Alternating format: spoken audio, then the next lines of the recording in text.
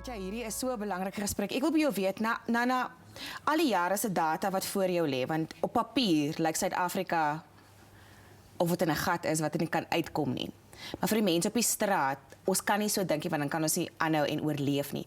Watse keuses het ons wel as gewone Suid-Afrikaanse burgers? We have a lot of choices on policy issues.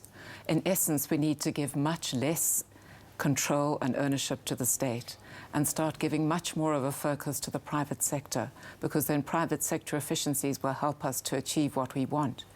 And if I can concentrate for a moment on black economic empowerment, as I said, it's not working well for anybody except a small political elite.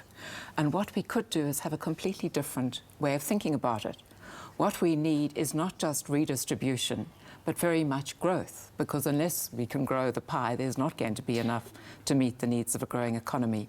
But we must also ensure... May I interject? So the idea of BE was for the redistribution to result in growth, but it didn't. So now we need to scrap it and start afresh with the growth.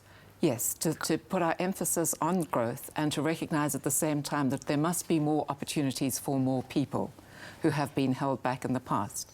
And we believe we need to have the emphasis on a whole lot of important E's: economic growth, excellent education, very much more employment, and also genuine entrepreneurship instead of the kind of crony capitalism that we have now, and genuine entrepreneurship that is made easier in a growing economy for people to succeed.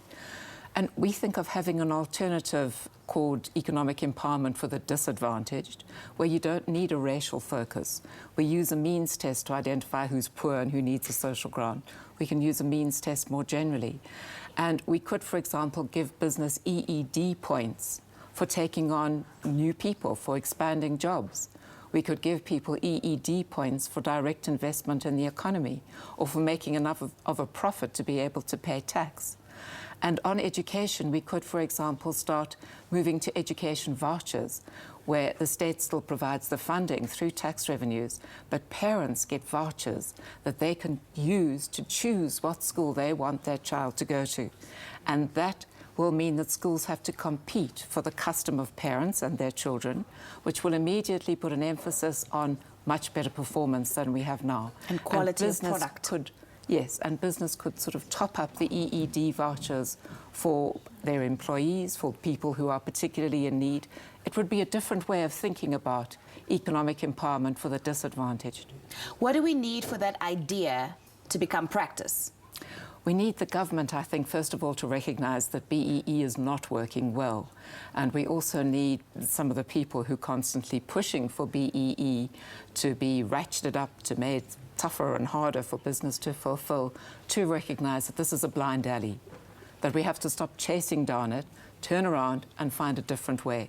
But we also need to flesh out these ideas so that there is a different vision of what we can achieve if we just start moving in the right direction. Ek hou van daai wat jy sê, die visie, die prentjie skep. Ons het brood nodig om 'n ander prentjie vir Suid-Afrika te skep. Dawie gaan lekker later met jou verder gesels.